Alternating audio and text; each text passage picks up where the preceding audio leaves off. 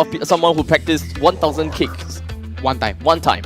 But you're afraid of someone who practiced one kick 1,000 times. Yes. And that is Diablo's Paquito here. Yep, to add on to that, Paquito was also the reason, one of the main reasons why they lost the first game. Oh, yeah, that's true. I think it was Chu who was playing the Paquito in game 1, and he just went out and caught babycakes majority of the time. They made life difficult for Lolsie as well as 505. So, I mean, it's a great pick from the side of RSG SG. Not only do they take away that win condition of Paquito away from Stellark, they also, like you said, Diablo is one of the well-known players for this. Yeah. Looking at RSG's picks and bans, right, it really tells us a lot of story here. The first thing is the fact that they first picked onto Melissa and then afterwards they picked onto the Amon. One thing about the Melissa and the Amon combination is not exactly that they synergize with one another, but it's based on the fact that RSG can play the Amon, but they don't want to give the Amon away to Stellark because Amon can be quite a pain in the ass for this Melissa. He can burst Melissa down no problem, especially even if she has the Mother's Protection. And to add on top of that, Esmeralda is definitely a very annoying hero. I can understand why RSG decides to ban her out because it's really difficult to bring her down. Even babycakes, even for BRAYYY, they have problems just bursting him down. As for Fredden, pretty much makes sense. EXP versus EXP. You wouldn't want to get a Paquito face-to-face against a Fredden. Paquito definitely loses some edge over that because of all the knockups as well as taunt. It doesn't give Paquito that power that he usually have in a 1v1 scenario. That's very true. And Stellark is going to be coming in with the Karina pick, which is definitely, I would say, predicted. But then the Lapu, Philippines national hero right there, is such a wild pick, right? It's such a wild pick, but it's very, very team fight essential. I feel Lapu has the immense kit to control the team fight very well, sustain in a team fight very well. It's Lilia's a good here. Oh man, Eve. Okay. Oh yeah. Okay, I was thinking Ling. No, I was thinking of Lilia. Oh, Lilia is actually a pretty good pick here for numbers of facts. Number one, you will be able to shaft the waves pretty darn well, and you'll be able to hold down the ground pretty nicely as well. Now, here's the thing.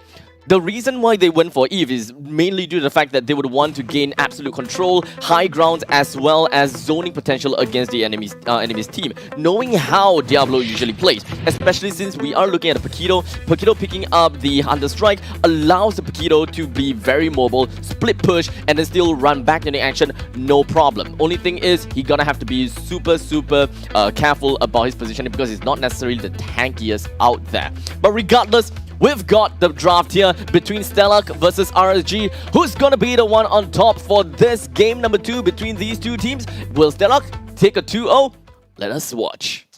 Ladies and gentlemen, we are gonna go to game number 1/game number 2 here for Stellark up against RSG SG. Ladies and gentlemen, my name is Vertigo. With me is gonna be Kindofu. Thank you so much to Abstract for that breakdown on the analytics and the draft. We are gonna go for game number 1/number 2 right now. Yep, welcome ladies and gentlemen. This is going to be an exciting game because Stellark is looking to end it all in one fell swoop here, and it looks like they want to get things started. Now, we already talked about RSG SG being very aggressive in the early game as well, and Stellark punished that the last time, right? So now, let's take a look at what Stellark has in mind for RSG SG, as we're going to take a look at the different lanes. Vertigo, let's see that bot lane, right? That bot lane, Lapu against Paquito. How does that work for Honestly, you? it's a 50-50 on the burger flip right here because on the Lapu, he's really strong. He has very good AoE wave clear in the early game, but in the late game, that Paquito is going to snowball way more harder as compared to the Lapu. But if that Lapu can, snowball faster than Diablo on the Paquito, definitely it's still a 50-50 for me here. It all comes down to the macro and micro plays here. Yep, so far the rotations are looking good from both sides. Respective steals on each other's jungles here. Once the steal happened at the top jungle for the side of Stellark, I think RSG's jungle was immediately invaded as well by the Valentina. By the Karina, sorry. Yeah. So in that case, it looks like everything is still even at this point. Stellark and RSG SG, they know what's at stake here, so they need to be very careful about it. Fossa is going to be in charge of protecting the jungle against BRAYYY for any potential invasion so far, and I think the wave management is going to be very important, right? We have seen how Diablo makes use of the wave management to make sure that his team gets the advantage. That was very committed by BRAYYY. I do not know why he did that because BRAYYY literally just used that retribution to secure that neutral creep, and then the turtle just gets spawned. BRAYYY is down 12 seconds right now as we speak, trying to secure the turtle. As of right now, OhDeerBambi can just easily secure this, but Bray with a big calculator move right now. OhDeerBambi though, Bambi still has his ultimate up, and it does seem like it is going to be a Numenon Blast to catch out, and the turtle is going to go down onto Bray, and OhDeerBambi gets so close to death right now, and the Endless Shot is going to be ending onto Chu, but Diablo is going to get traded right now. Fossa trying to put some aggression down onto Lolsie, but to no avail, and that was the trade that we were all looking for. The first blood and the first turtle going towards RSG. Yeah, perfect for RSG if they're looking to take back this series. Good start. Yes, it is a 1-for-1 kill, but it's definitely all in favor of RSG. You get the extra experience and extra gold as well, and you do create a bit of space. So Bray is going to be busy invading the side of Stellark's jungle, and Stellark needs to find a way to address that, right? Right now, how RSG is going to start playing is they're going to start grouping up and getting more and more kills, allowing Diablo to make as much room for them to grow as possible as well. So Stellark, I think there's a lot of things they need to consider at this point, and right now we have to take a look at the farm of SmellyCat as well as OhDeerBambi, because these two are going to be very vital for this game. Yep, and Lolsie jumping in here, but SmellyCat, hopefully we can get some nice snipes out of him. But that's the whole point of the Lolita. You have the aggression, but at the top lane though, babycakes forced to use Go Away to protect himself, because Fossa can literally just jump right in with a wild charge and just demolished him. But we do see a four ultimates coming out from Stellark already have been used. Lolsie here trying to defend for the turret. Here comes the Numenon Blast. And he is just going to go a little bit wide, trying to stop the push. But here comes a big wall charge, and he's going to be able to catch down onto babycakes. And a very big trade though from RSG. That's their answer. Trading away Sing, denying all sorts of farm, denying any snowball coming out. And look at Diablo here up against Chu. That's the dodge. That's the dodge. That's the big dodge. Okay, that's the 50-50 burger flip I'm talking about. If you can land the hit onto Diablo, but it's a Paquito. He's going to be super slick. There's no way to catch him out with the ultimate on the Lapu Lapu. Yep, so far I'm liking how Stellark is responding to the pressure of RSG. As the next turtle is going to be spawned here, Fossa still very patient. Like, we know how Fossa plays. His whole point is to be a distraction, as OhDeerBambi might get caught out. Exactly, and the Numerous Passion here just to clear off the wave. And we do see a retreat battle here. Endless Shot coming out, and it is going to go to OhDeerBambi for the airstrike comes out. Real World Manipulation comes out. Sing runs very, very low. He's going to go down all the way onto the other side. There was just a disengagement, and Stellark is going to lose Sync in the process of stealing the turtle. But right now, the turtle is 1-1. One on the side of RSG and one on the side of Stellark. It is a 50-50 game right now. Goals are equal. Kills are almost equal. RSG just up by 1. Yep, I cannot believe how close this is. It's 5 minutes only.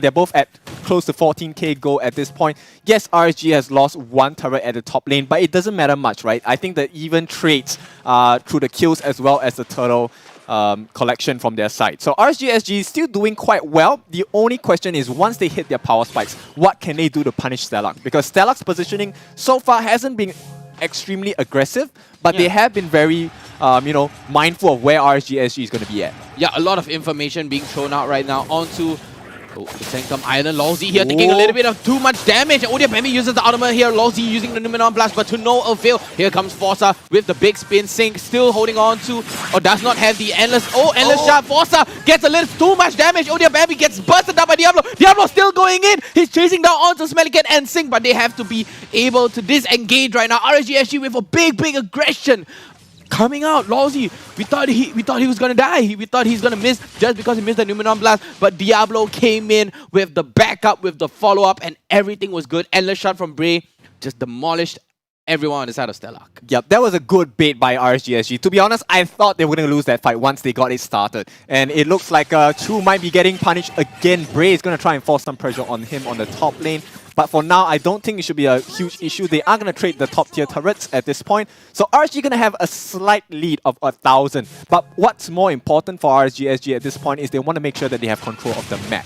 Yep, and look at the amount of damage Diablo is pushing out onto SmellyCat. Fossa forced to babysit right now, getting what comes up. But look at RSG. They're grouped up here. Lolsie jumps in. Oh my god. And Roy with the good slow. He could pop the real world manipulation, though Diablo could just jump right in. Good front to back. But to no avail. Stellark right now, they are desperate. They are 3 kills down. They need this turtle. They need to gain back their resources. On the RSG, they're going to run away with this lead. They're literally going to run away with this lead, and no contest SmellyCat tried to steal that away with the sniper, but to no avail. Babycakes just picking up the Berserker's Fury. I think at this point, Stellark, they want to be patient, right? I can definitely see how they're trying to be patient. They are kind of betting on SmellyCat's late game, right? This is a late game insurance that they have in terms of drafting against RSG SG. The only question is, can they reach the late game with the correct potential? Because RSG SG, with the way that they're playing, they're going to be controlling. Look at the wave management by Diablo again. It's the same thing as yesterday, and he's doing so well. There's so much pressure, and they're going to try and force another fight at the bottom if it happens. They are going to try to clear the waves. They are trying to secure onto this, but the wave nearly gets down. And look at Lolsie here, trying to gain some information. Fossa just trying to open the map, but to no avail. Oh, Chu doing quite well though. He's going to push it out. The backup from OhDeerBambi is a little too late for Stellark, so they are not going to be able to punish the aggression by RSG SG. But I think they might try to make something happen at the bot lane. Yep, Lolsie just giving a little bit of a recall party right now, but look at Diablo. He's going to be able to flicker right out. Look at OhDeerBambi trying to put some damage on there, but still emotes on his way out. And look at the re-aggression. OhDeerBambi forces to use the ultimate right now, and Bray still holds on to the endless shot. He does not have it. He had an airstrike. He's going to burst out onto Bray, and down goes Bray. Oh my gosh. Yeah, beautiful work by Stellark as they're going to try and keep it busy with Diablo as well. He's not going to achieve much at this point, but more importantly is the wave management at the bottom lane. The split push has happened for RSG SG. They managed to take one tier 1 turret at the bottom. And so, yes, they have lost Bray, but once again, the goal lead is still growing. It's about 2k goal at this point, and Stellark has yet to address this problem. But they have to figure it out because Diablo is busy doing what he does best. Yep, just wave cutting, and he is one full level at an advantage. And here comes the conceal play, trying to able to catch up onto Lolsie though. But Fossa walks right in, but to no avail. No wild charge coming out. There's no disruption, no nothing. But look at where Diablo is. He's in a very nice and optimal position. Chu here just trying to slow down the waves, but Diablo waves management is just out of control. Too good. Yep, I think it's a bit difficult, right? Because yes, while Grok in theory is very good, he hasn't been able to use his wild charge at all because it needs to be a perfect setting for his team. And OhDeerBambi might get it started here. Oh, real world manipulation is going to be activated right now, but all the way to jump into the backline. Singh is going to get demolished right now instantly. But look in the backline. SmellyCat is going to get busted down by Diablo, but Diablo's going to get a stun from the slash coming out from Chu. But look at Diablo. He's still going. He's still going all the way. He even pops the conceal and run right out. That was perfect play coming up from Lolsie. And Bray able to secure onto the level 1 Lord Fossa. Forced to use the flicker all the way at babycakes with the big aggression to secure down onto Fossa right there, and Lolsie just giving the recall on Bambi. Look at Bambi, still going strong though. Lolsie with a big jump onto Bambi right now. Feather airstrike managed to catch down onto Lolsie. OhDeerBambi catches out Lolsie again. That's the desperate trade that is going to be coming out from Stellark. Yeah, that was very valuable. Having one member less to defend against is going to be very important. And the shots. Oh! Right on the edge! And Roy manages to secure that at the very tip of his second skill right there. What a play coming out from RSG SG. That's the organized team play that we are all waiting for. Yeah, we don't talk about Roy much, but Roy is such a vital part of the team for RSG SG. He, after having been subbed in for 505, I mean, he's been playing out of his mind for every game that he has, debuted for RSG SG. Even when he on his first debut, getting an MVP already right off the bat. Honestly, I would compare Roy to the crew here at ZWin Production because they are working hard behind the scenes. No one has ever noticed them, and they were right there, but they managed to pull it off just like Roy, right in the back of the scenes. You guys don't see it, but they put in all the effort to make it work, and that is how RSG SG is playing it out. Yup, that's right. So far, the hard work behind the scenes are showing up. The fact that they are having this immense pressure against Stellark, wanting to make things even, right? Yeah. They want to bring it to 1-1, and definitely with the momentum, I think it's going to be a breeze for them to try and take game 3. And OhDeerBambi might get caught out here. They have to be very careful about Bray, right? Bray, I mean, on Amon is very irritating because he is going to be invis almost 1/3 of the time across the game. Yeah, exactly. And the endless shot just hurts too much. And Bambi, if we can take a look at the item on OhDeerBambi, he is going to go with the tank build. I mean, maybe semi-tank, right? He's not going for the full tank because we don't see that amount of just sudden burst coming out. But you have to think of it. Paquito is so thick, Amon is just going for that full-on damage, and that's why Bambi decided to go for the tanky build. He wants to sustain in the team fight. And RSG SG right now, they're playing very, very patiently. Stellark too, they want to play on the passive side of the Sanctum Island. Yep, they have to be very careful, right? I mean, both of these teams are professional teams. One mistake, and you can see one mistake, RSG is going to rip up the entire map, and they might go for Chu here. Big conceal play, the real world manipulation gets popped up, and look at Bray just protecting him here, and all the way the go away is going to be able to stop down and push Chu into the wall, and that is a nice wall locked coming out from babycakes with Fossa again. Yeah, this is very critical because for Stellark, they have to be very careful. Right now, RSG will take a fight anytime because the Lord is coming up. This is the best time. They're already in the 4v5 situation. And I'm pretty sure they wouldn't contest from the side of Stellark, so they have to be very careful.